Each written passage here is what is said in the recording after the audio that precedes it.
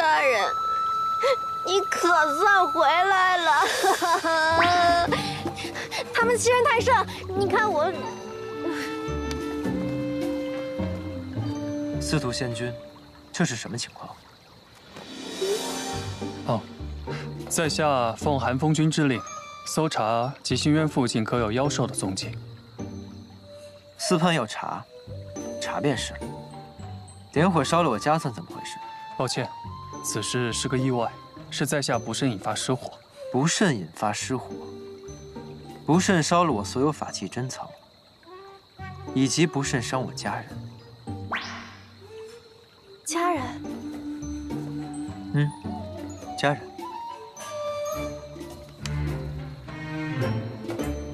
这可是世界上唯一一盏莲花灯，世界上唯一一根金刚石降魔杵，以及这世界上唯一一枚单飞镖。司潘大人，你打算怎么赔啊？单飞镖不回来喽？大人，你闻着我是不是都熏入味了？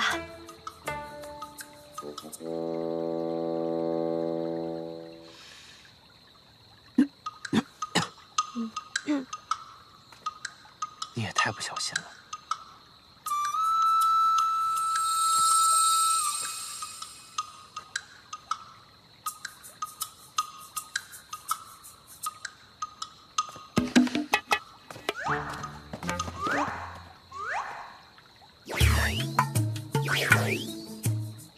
司徒仙君，这是要对我的人做什么？无名无分怎么是你的人？他是你买来的吗？火源出10倍，你放了他。啊！你做梦！放手！放手！他疼！姐姐，是我拉疼你了吗？没事。季仙君留步。失手烧了季仙君的家，万分抱歉，所有损失我都会赔偿。倒也不必。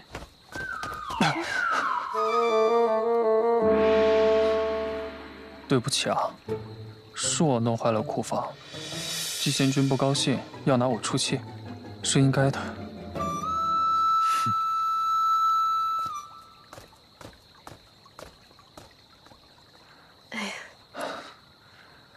没事，姐姐。他看起来不太高兴，不会是怪我烧了他的库房吧？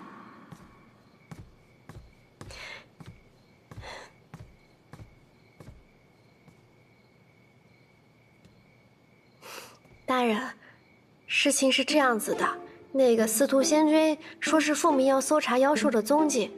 我想大人嘛，那肯定跟那妖兽是没关系的。而且我若执意阻拦的话，别人肯定会误会。我就让司徒仙君查了，谁知道那个法器竟对库房有感应。我就猜呀，这个妖兽就是个幌子，实际这个法器是要找别的东西。那我又不敢直接问大人。大人。我们现在呢是在一条船上的，大人不在家，我就得替您守好乌龟海，是吧？为何要维护司徒令？啊？你和司徒令很熟吗？你们不会是想要里应外合吧？看我做什么？说话！哼！他居然气的是这个！我现在跟大人的关系到底是不一般呐，这要搁以前肯定要打要砍的怀疑我，这现在听起来倒更像是吃。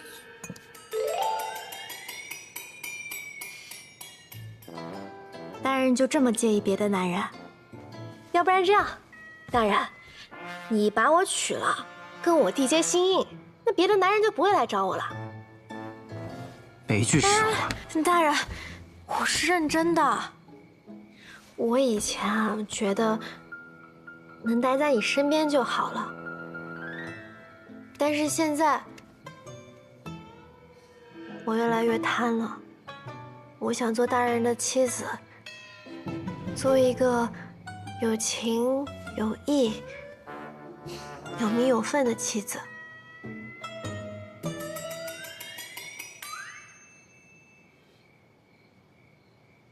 好不好？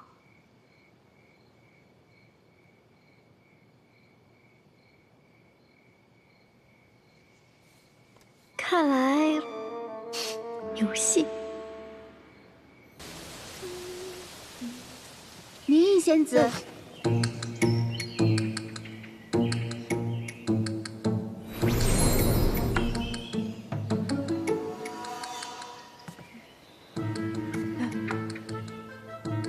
寿华判宫尊者要见你。你是谁啊？你怎么进来的？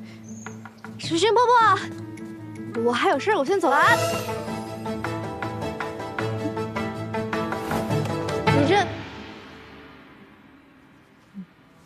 你这是做什么？不是说带我见尊者吗？他人呢？我已经见到你了。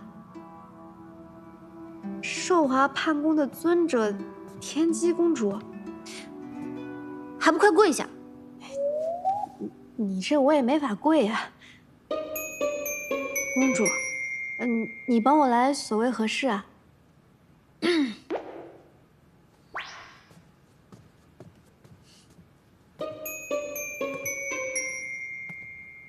明义是吗？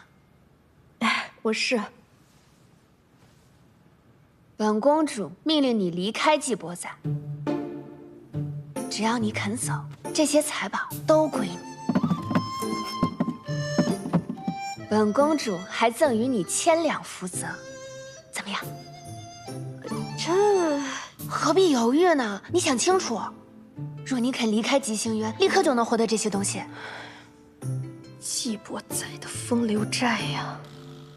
哦，或是你还有什么其他想要的，本公主一一为你安排。我想要黄粱梦，也没有啊。若是你执意不肯离开季伯载，那你今天可就得命陨于此了。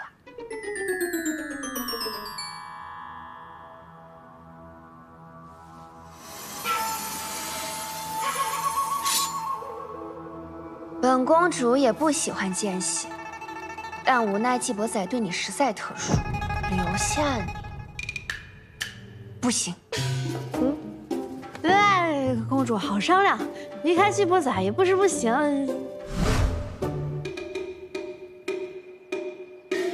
公主，你一定觉得我会这么说吧？诚然，一个男人和这些无尽的财富，甚至性命相比，也没那么珍贵。但是，自从季伯载把我从花月夜那个魔窟救出来之后，我就彻底爱上了他。眼下我对他是一往情深，至死不渝。那既然如此，你就死了吧，还能减少些麻烦。小云，动手！第一次拿刀吧，手边痛。来，小样儿，我都看见你了，赶紧来救我呀！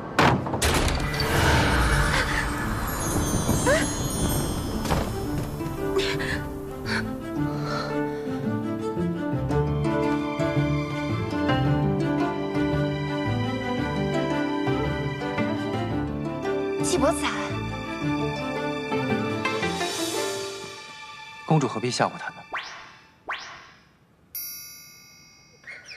大人，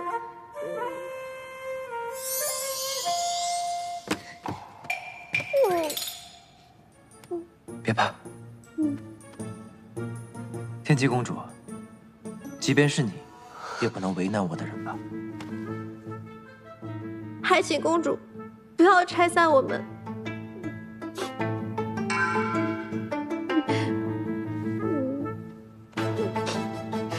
季仙君当真决定要维护他了。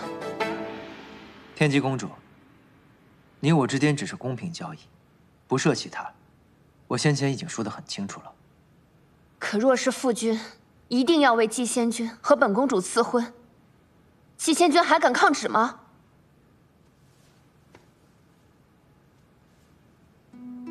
神君常年昏睡不起，寒风君如日中天。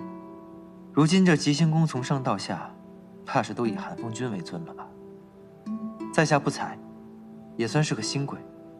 旧日的公主与新晋升的贵客，你说，寒风君会让你成功的拿到这份旨意吗？季伯载，你不要忘了，是本公主让你摆脱罪囚身份的。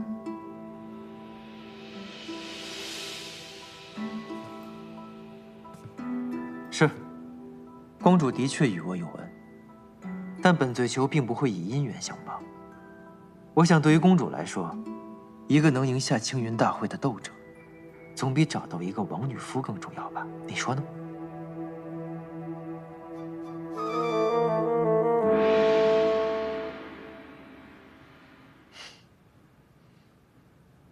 当然，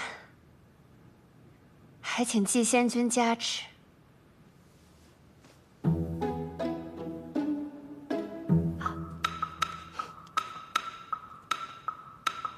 人我现带走了。烦请公主记住，若是有人再敢为难我的名义，即便是天王老子，我也一样杀了。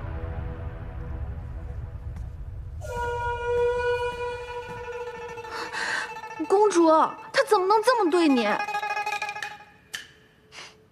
他对我什么态度、什么感情都不重要。目前看起来，他还没有投靠叔父那边，这就够了。这位仙君，今日当值的姐妹全在这儿了，你想让谁献艺啊？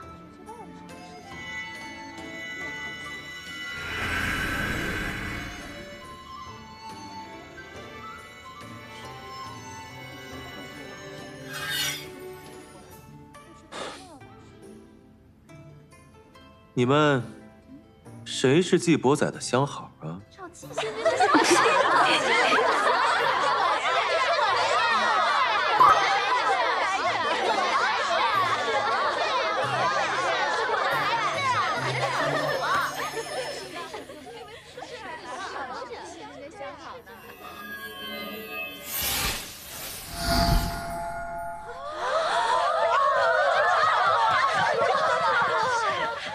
据传，曾有仙君在花月夜追赶一名仙子，却被季伯载出手阻止，说那是他的人。是谁啊？不知道啊。你们谁要是能把那仙子的名字说出来，这些啊，都归他了。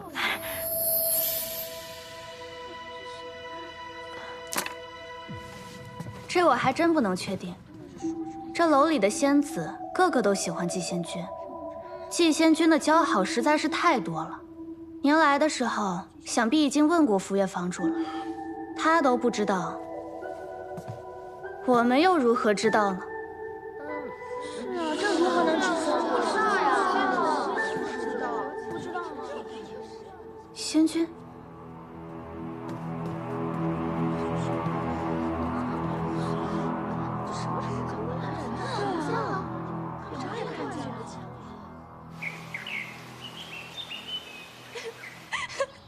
不是，你就看这玩意儿啊！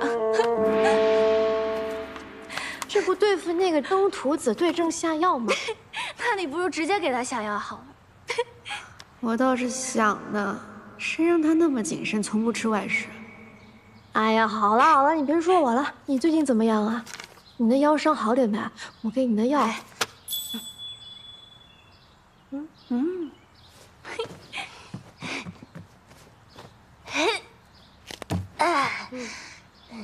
怎么样，厉害吧？哇，还得是我们张台姐啊！怎么还不愿意起来了的？我快救我！我的腰起不来了啊！真起不来了！疼！忍着点，谁叫你逞能的？我以为好了呢。哎，我有一件事要跟你说呢。嗯，昨日有一个客人，他不听歌，不看舞，反而来打听那日你被2个仙君追逐之事。他什么样的？挺高，挺帅，挺瘦良。你说这话有什么用？我压根儿没见到，好不好？他神神秘秘的躲在屏风后，一看就来者不善，所以我就替你遮掩过去了。谢谢你啊。藏得这么严实，他该不会是个斗者吧？他应该是了。这斗者若是擅入外境，要是被发现，可是要送命的。你再帮我揉一下这里。怎么了？啊，没事没事。那日他滴酒未沾，但是他咬了一口栗子糕。栗子糕，果然是这蠢东西。我回去啦。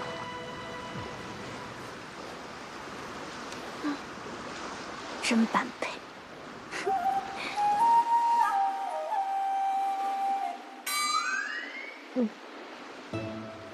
大人其实不用来送的。毕竟是乌龟海女主人的朋友，初次到访，这点礼数我还是能尽到的。不愧是这个家的男主人。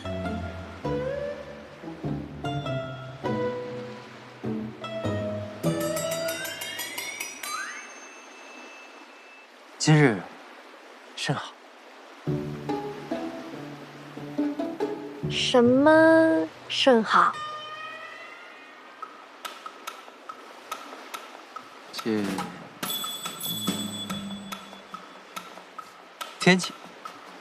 天气甚好。哪里好了？这眼瞧着都要下雨了。我看还要打雷了呢。玉成得手之前，再陪你演演。大人，你说的到底哪里甚好呀？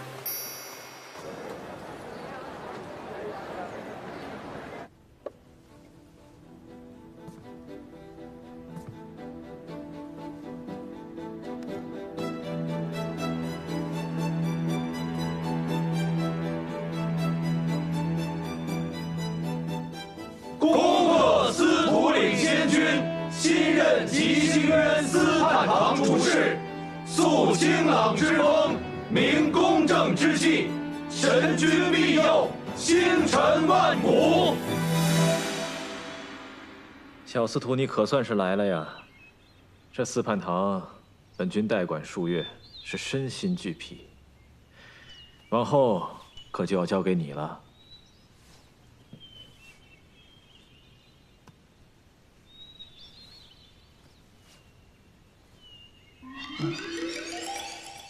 这茶真苦啊！接寒风君飞说，自是日夜兼程，提前赶到，愿为寒风君分忧。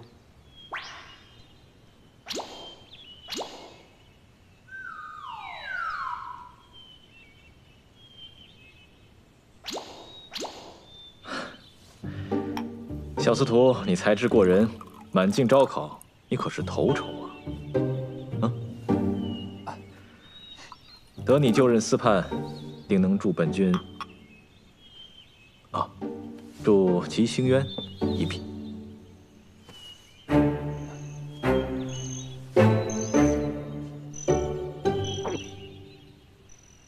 后赵自青云大会失踪后，已有许久，我已查明，他与沉渊玉司过从甚密，或许他的失踪与沉渊有关。这个可得好好查清楚啊！卧房已经替你收拾好了，你先去歇歇。往后需要多少人手，你尽管调派。来，祝你。多谢寒风君，那我先告辞了。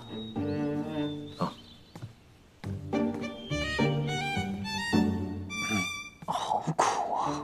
什么茶这么苦？以后要上宫，真是苦上加苦。殿下，自岐伯载赢下比试后，后赵就不见了。我们先前却是从未将这2件事放在一起想过。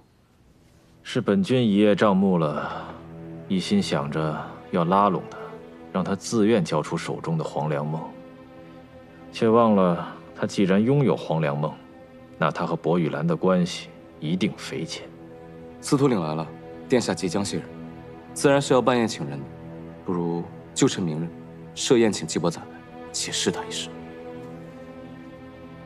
若是季伯载与薄雨兰当真有牵扯，那便不能留他了。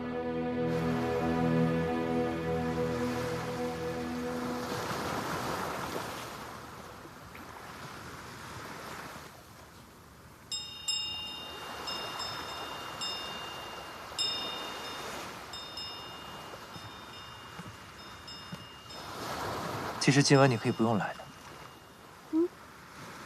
韩风君设的宴席，我怎么能不去呢？我是想说，前任司判失踪，穆西柏一直代为打理司判堂，今日不过就是一个谢人宴而已。我都上大人传了，大人才跟我说这些，我会以为是担心我出什么情况，跟我提前交代呢。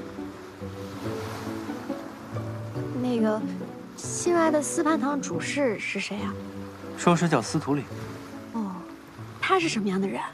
我也未曾见过，听说就是一个滑头小鬼而已。今日的谢人宴，按理说他也该去的，可他却突然推辞，说什么今日上宫太累，不能饮酒，不能开荤，缺席了。大人也应该找这种借口缺席才是。我不想溜，该面对的事情，怎么都要面对。我懂了，大人就是担心韩风君再给你塞人，才带上我的。是。我不喜欢别人塞给我的，我喜欢自己选的。嗯。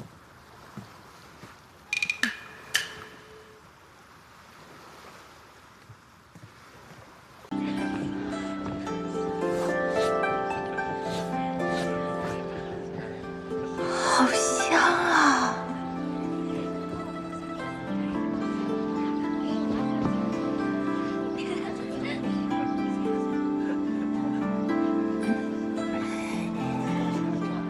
你想吃什么就吃吧。那我就不客气了。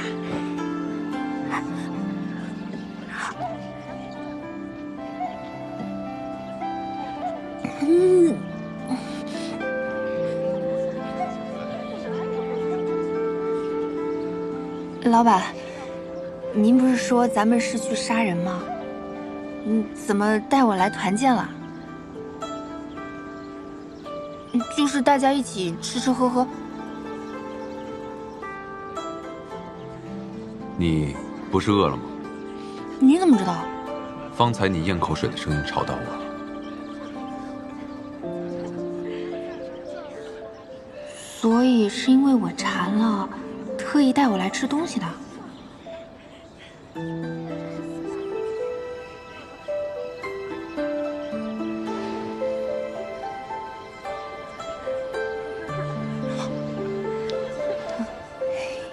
谢谢老板。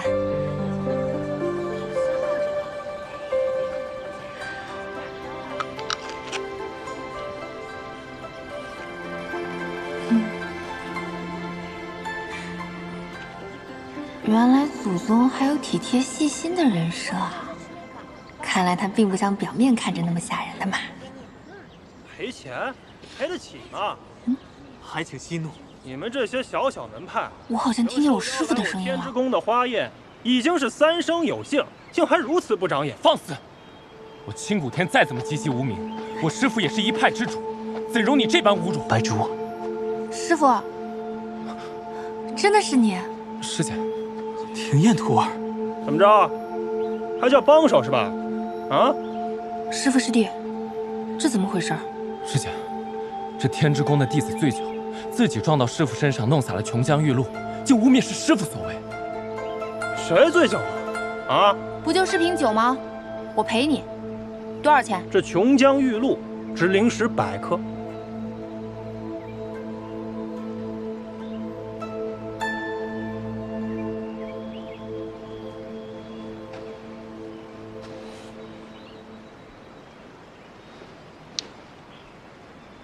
我分去。满口胡言！你这小小混账弟子，耍我是吧？简直是找死！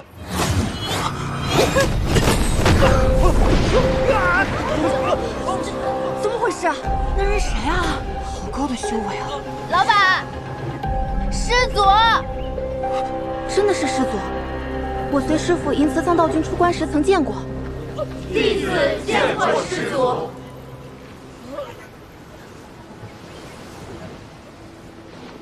庭院徒儿，还不快办！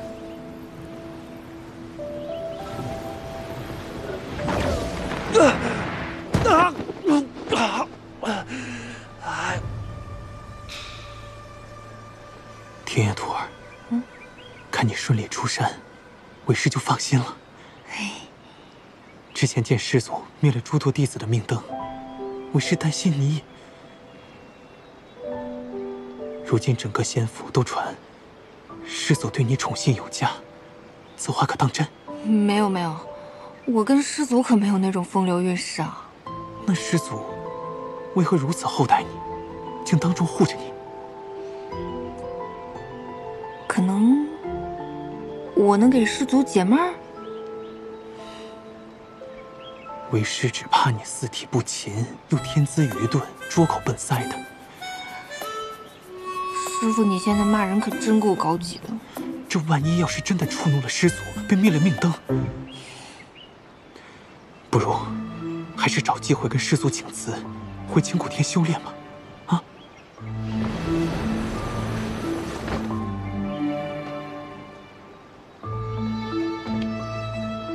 师祖，师祖，廖廷彦是你派来我身边侍奉的弟子，我未曾开口，你便替我做主。师祖恕罪，弟子不敢。师祖啊，我师父他不是这个意思啊。还是你想要赏赐？弟子不敢受赏。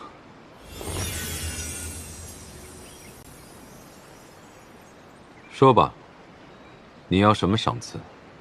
弟子恳请师祖，若是庭彦徒儿有侍奉不周之时，请您宽宏大量，饶他一命。师父，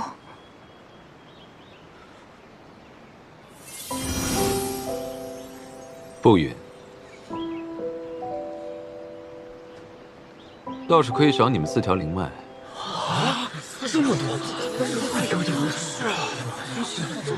一口气赏了4条灵脉，不愧是一人得道，鸡犬升天。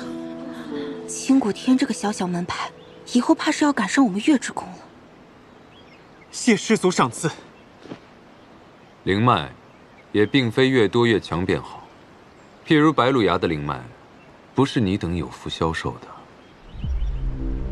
白鹿崖的灵气滔天，不知师祖这话是何意？白鹿崖的灵脉，于司马氏族人是良药，对其他人来说是毒药。若他人用白鹿崖的灵脉修炼，修为越高越危险。公至合体，一旦云共，必死无疑。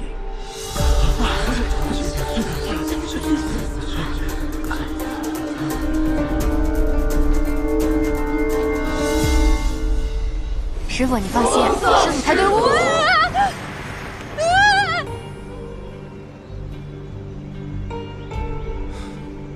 这司马娇竟然真的看上了廖廷彦，只是他既不动手自杀，也不出卖我的身份，究竟在打什么算盘？老板，我虽然不会修炼，但最近身体有些变化，可能是因为吸收了白鹿崖灵气的原因。我会不会有事啊？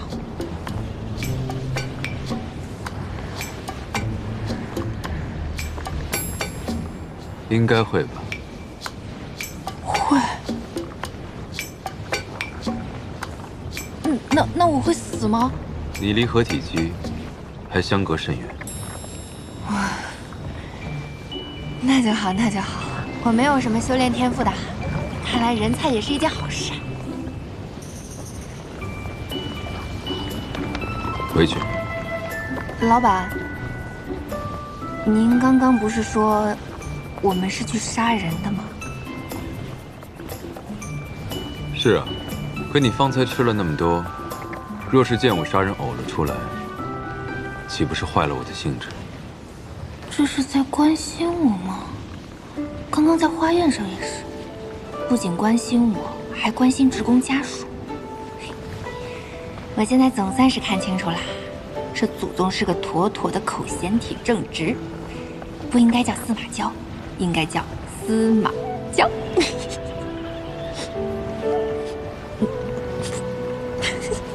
你在笑什么？我在想，您对下属真的是关怀备至、体贴入微，我对您的感恩之心有。闭嘴！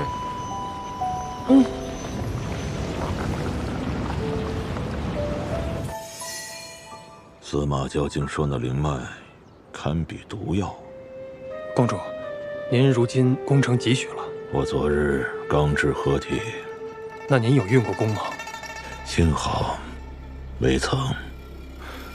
公主，有无可能司马娇是故意恫吓我们的？他若知晓我们拿了白鹿崖的灵脉，暗自修炼，他为何不直接杀了我们？他出山之日血流成河，可是毫无顾忌。司马氏的血凝花，都需喝过凤山之血方可食用。白鹿崖的灵脉如此，也不足为奇。那公主，眼下我们应该如何应对啊？近来，宫中已有几名修为高的弟子步入炼虚，若此事为真，恐怕他们接下来也会有异样。我们是否需先提醒他们，近日先不要用灵脉修炼？不，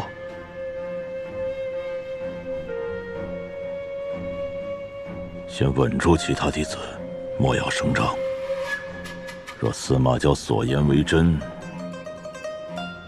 他们可为我做着马前卒。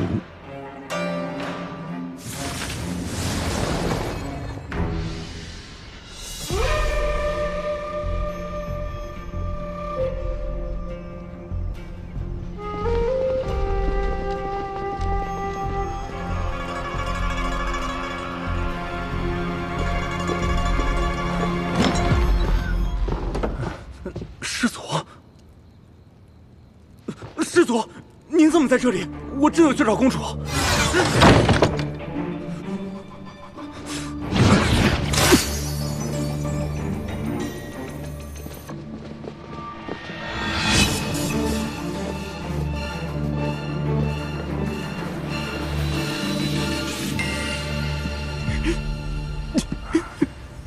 公主，这几日接连有宫中弟子在练功之时走火入魔，变得魔怔痴傻。他们皆是我宫几百年来修为极高，已然修成炼虚的弟子啊！一直炼虚，下一步就是合体。看来司马娇说的没错，这可如何是好？不行，我去找师掌门。你这是干什么？师掌门，师氏世代侍奉师祖，恐怕如今只有你能救我。哎，田公主，你我感情深厚，这个忙我一定要帮的。这样，你且回去等待消息，我即刻便去白鹿崖。谢师掌门。天无涯呢？天无涯他一大早就去寻诗千缕了。天无涯真是诗千缕的一条好狗，诗千缕那个老东西，定会来为他求情。那我们要去见诗千缕吗？我才没这兴致和那老东西你来我去的猜哑谜。走吧，我们叫上庭燕一起吧。他一个魔域的奸细，比仙府之人还要正派，又见不得血，碍手碍脚。师祖，其实我也很害怕看到尸体的。你跟了我几百年了，这点障眼法都看不出来吗？障眼法？莫非那些天之宫的弟子并没有真的走火入魔，而是师祖您为了震慑住天无涯所制造出来的假象。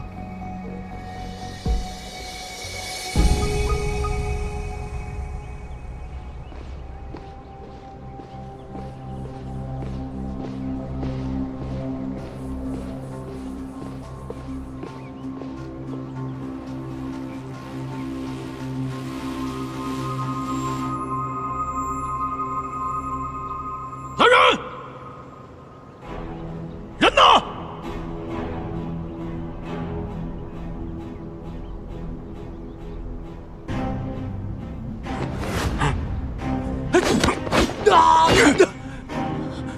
你疯了你！若不是公主你盗来白鹿崖灵脉，我们也不会至此颠地。胆敢妄言，还要杀我！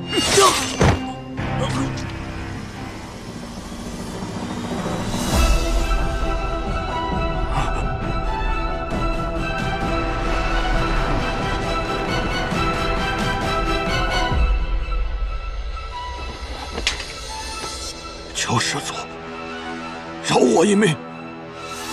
晚了。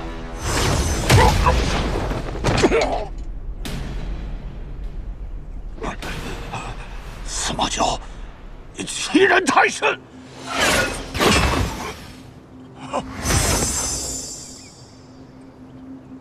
妄图用凡间功法打败我，你窃取我白鹿崖的灵脉修炼，想必你现在的修为比我低不了多少吧？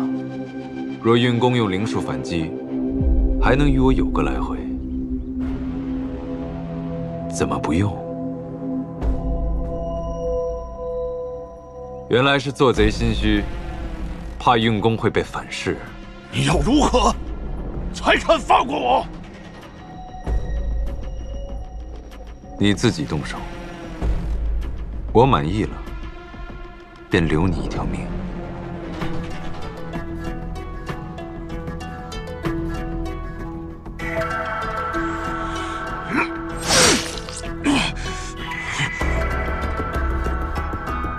错了，求师祖饶我一命。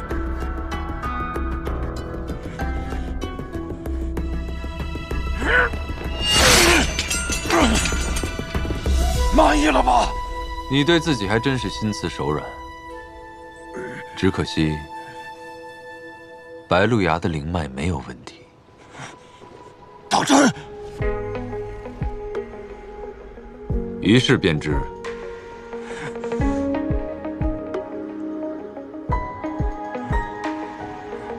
你宁可一身功法无处施展，也不敢放手一搏，那我留你还有何用啊？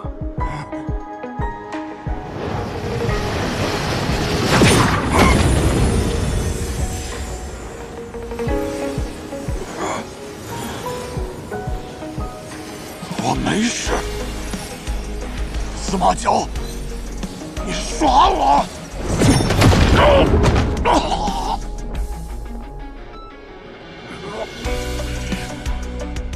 不如在此封印之上再加一道禁制。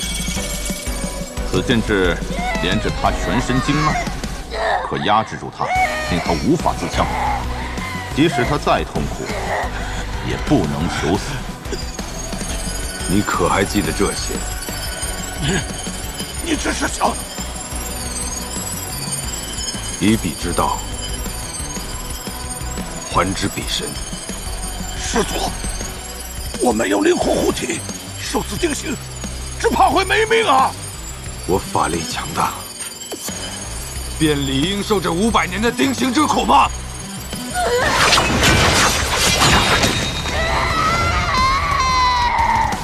我到底做错了什么？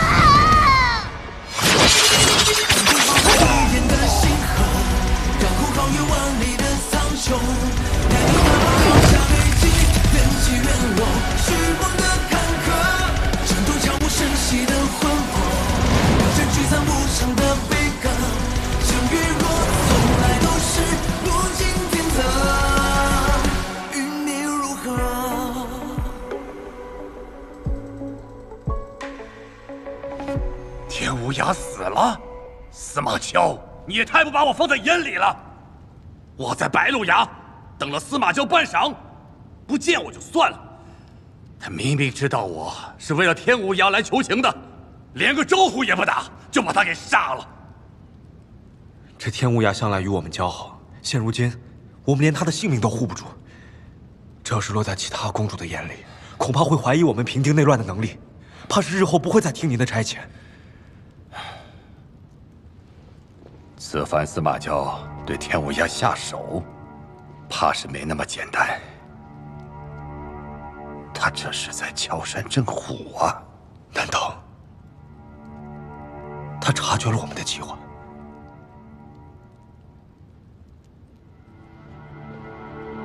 他若是真的察觉，别说是我们失势，连整个庚城仙府都有可能被他毁了。照我看来，他应该是还不知情吧。师祖，是仙侣正在召集其他各大宫的公主。果然是沉不住气了。但是天无涯已经死了，即使想要扶持新的公主，这一时半会儿也做不到啊。他召集他们干嘛呢？无非是封印我，或者杀了我。翻来覆去，不就这些伎俩吗？如果封印我，看来他的功法已深不可测。他若杀了我，他如何敢对您动杀心啊？如今庚辰仙府只有您才能供奉灵火，他是不想修炼了吧？才做如此愚蠢之事。若想杀我，他背后的心思就有意思了。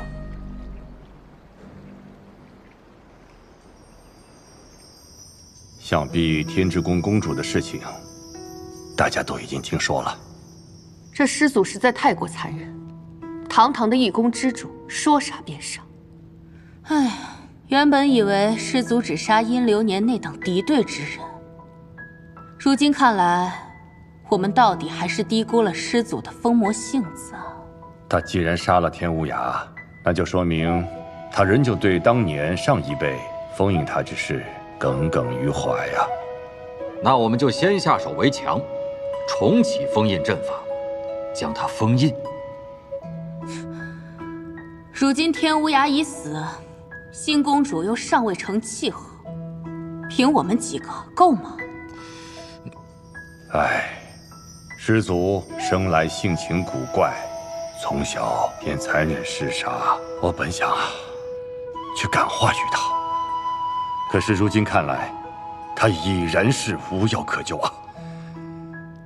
好吧，既是如此，那石某此番也愿意尽绵薄之力。好，有师掌门相助，倒也不是什么难事。大家都同意吗？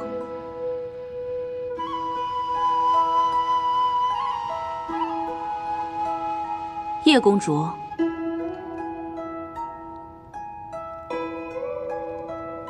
若司马昭被封印，我便更难寻到杀他的机会了。40之宫的袁公主看似有话要讲，不知是何意？我觉得此事还需从长计议。若贸然启动封印阵法，我们必定会两败俱伤，恐怕本宫的弟子全部要搭上。这样的代价，是否值得？我们可都喝过司马氏的血，他定不会就此善罢甘休。天无涯便是个例子。我袁某人就没喝过司马氏的血。哎呀，你没喝过司马氏的血，不代表你先祖没喝过呀。师祖难不成会放过你？那天无涯怎么死的？天无涯是因为偷了灵脉，才会被师祖惩处。若大家对师祖没生二心，师祖也未必会斤斤计较。哦，我知晓了，袁公主，你是因为你那40之宫的小弟子得了师祖的青睐，你便犹豫了。荒唐！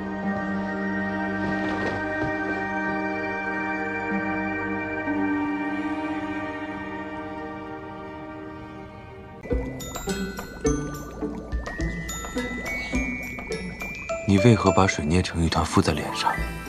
我做面膜呀。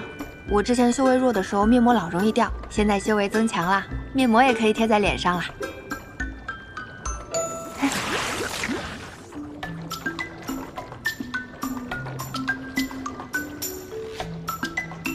这有什么用？保持肌肤水润呀。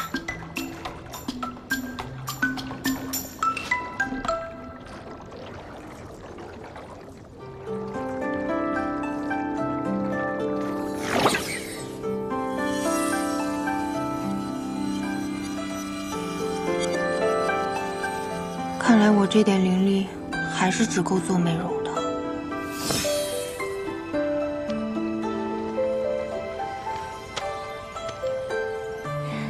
师兄说这个是治跌打损伤的，不一定对症吧，但是用来做个创可贴肯定是没问题的。趁师祖没醒，再出去玩玩，闹不出白鹿崖总行了吧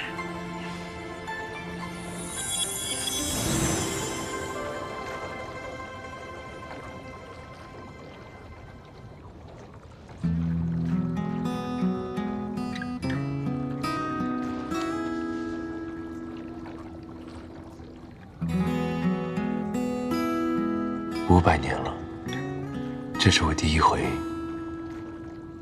有了片刻的睡意，是因为他吗？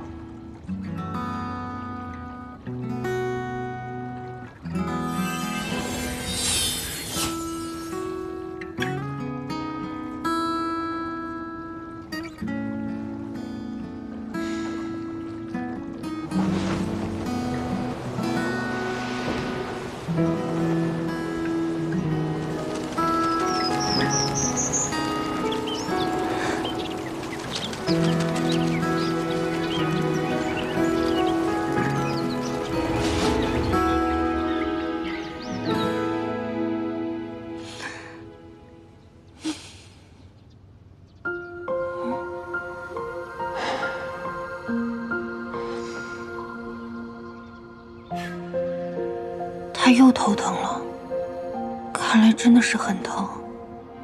就是因为头太疼了，才会完全不在乎手上的伤。可能相比起来，手上伤口的疼并不算什么。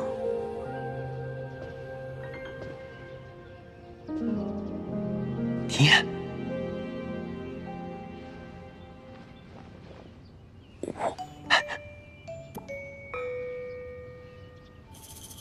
看在你侍奉得当的份上，我可以允你一个度假，还是你想要？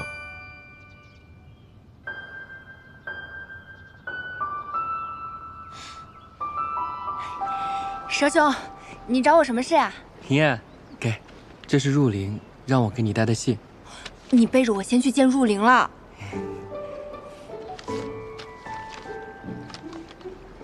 入灵有说什么吗？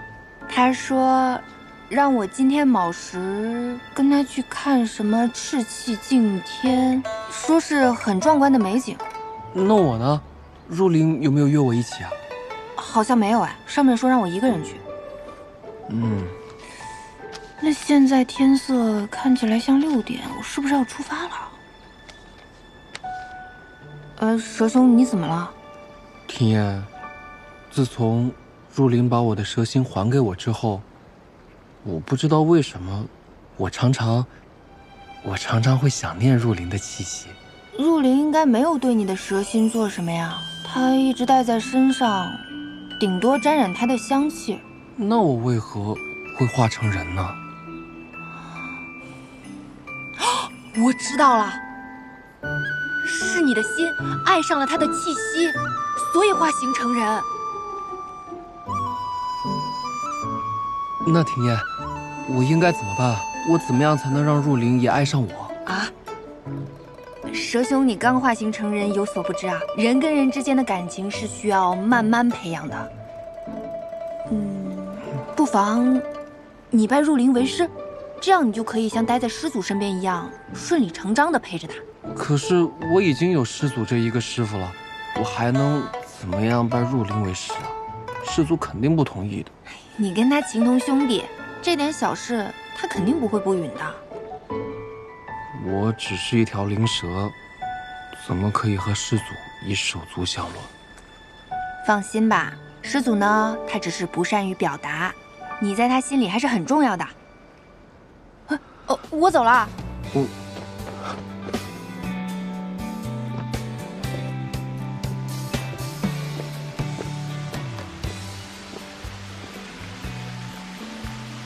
师祖，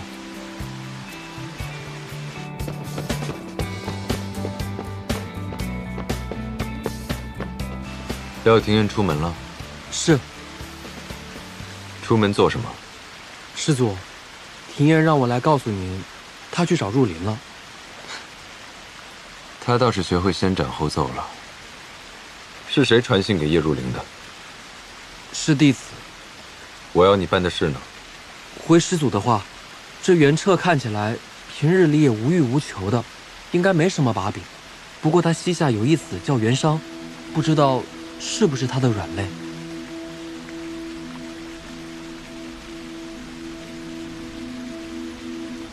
还有何事？弟子有一事相求，我想，说。弟子想拜入林为师，还希望师祖恩准。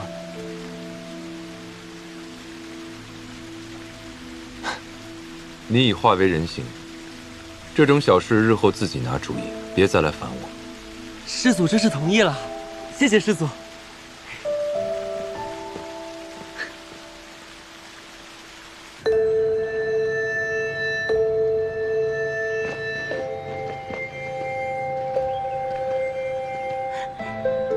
这就是赤气景天啊，好美啊，好像极光啊。这常人眼中的五彩霞光，于我而言却是一道无法逾越的屏障。娘，我们真的要一辈子待在这里吗？当年仙魔大战后，我们被鹰之宫从魔域俘虏之子作为奴隶，受尽凌辱。娘本以为那新任公主殷流年是良善之人，傻傻的交付了真心。不曾想你们出生后，还是与我一起生活在这阿杂之地。如今，司马一族只剩司马娇一人，待他有朝一日身故，仙魔之间的屏障就会消失，我们便可重回故土。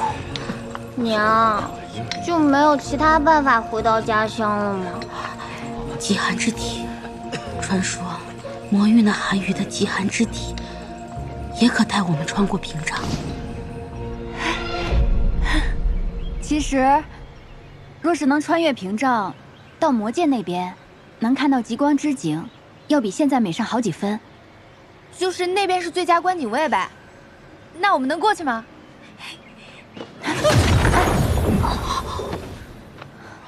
庭烨，你树林，你小心一点。这玩意儿跟触电一样，好痛啊！你这个时候还想着关心我啊？庭烨，你如何会被这屏障伤到？你之前不是说你有寒冷的特殊体质吗？是不是失灵了？没失灵啊，你怎么这样问啊？啊，没什么，怪我忘了提醒你。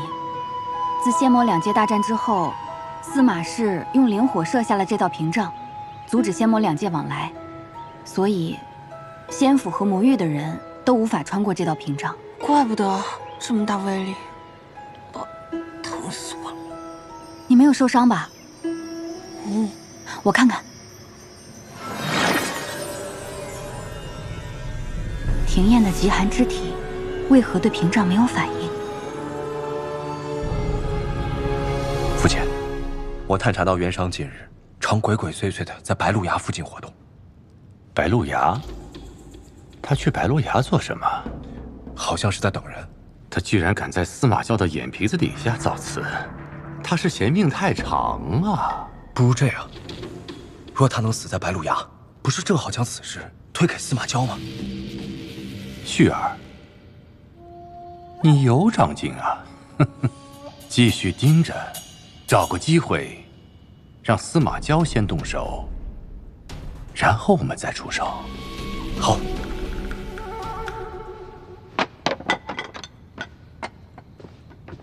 哇，有什么好吃的？嘿，天哪，又来！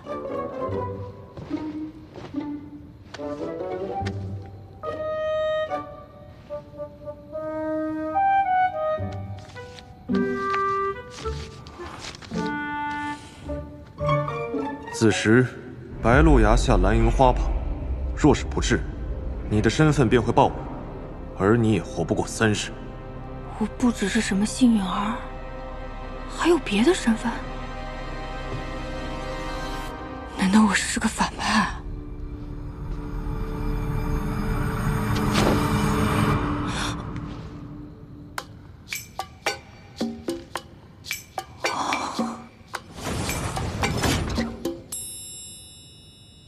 虽然不知道我在心虚什么，但是莫名觉得好心虚啊！你去赴约。啊！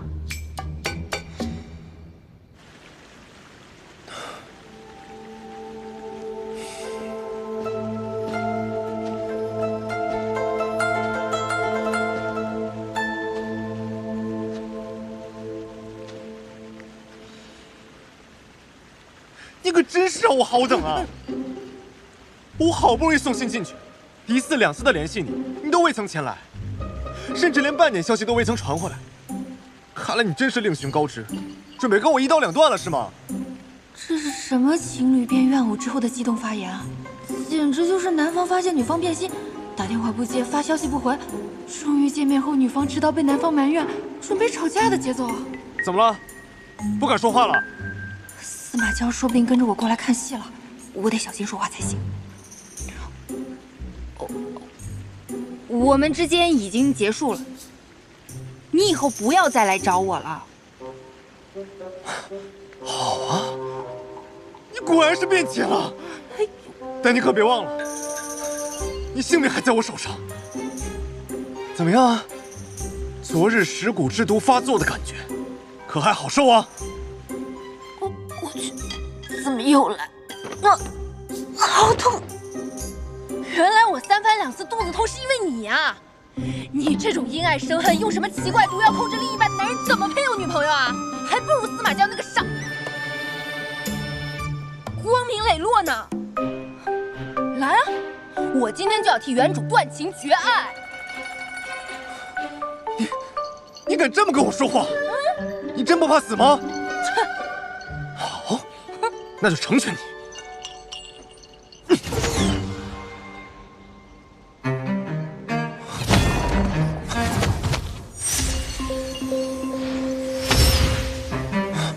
怎么回事？你怎么没事啊？啊？莫非司马娇已经替你解毒了？不可能啊！他要是替你解毒的话，就会知道你的身份，知道你的身份还不杀了你？我什么身份啊？被前男友欺骗的无辜少女啊！谁没个垃圾前任了？你还在跟我装糊涂？我之前交代给你的任务你都忘了？你为何迟迟不动手杀了他？啊？你不想杀我？不想。你为什么不想杀我？既然如此痛苦，为什么不动手杀了我？我现在已经元气大伤，此刻对你来说是个好机会。你的修为如今已到了化神期，如何？想杀我了吗？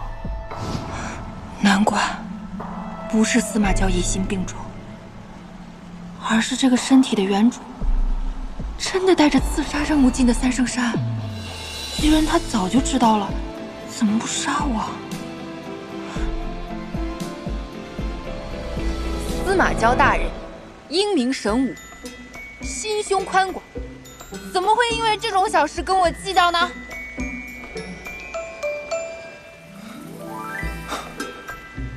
好，司马娇可以不在乎你的身份，更陈先府其他人呢？若是让掌门或其他公主知晓你的身份，你觉得司马娇还会护着你吗？威胁人是不是？什么身份不身份的？你别白费口舌了，我是不会因为你去杀了司马娇的。不是，哎，你的半生灵物还在我手上，虽然现在已经不能控制你了，但是只要有他，我就想了一下，他怎么就到我手里了？你继续，有他在怎么了？我杀了你！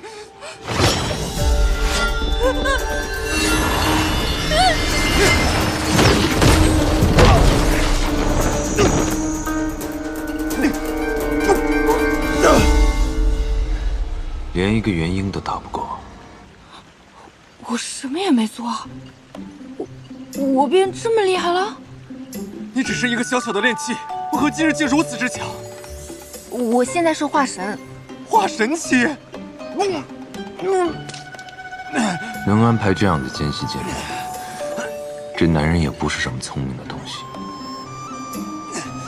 司马乔，竟为你做到如此地步，你不要以为杀了我，你的身份就能不暴露了。谁先动的手啊？你的戏能不能不要这么多？我可没有要杀你啊！站住！你之所以背叛我，是不是因为你爱上了司马乔？我不是，我没有，你别瞎说啊！万一司马乔正在听墙角，我以为我喜欢他怎么办？可笑！就算你爱上他，住口！这话你可不能乱说。你每天这样胡思乱想的，很容易生病的。我劝你去看看病，吃吃药，找个地方休养一下，别老想着搞事情，很容易出事儿的。言尽于此。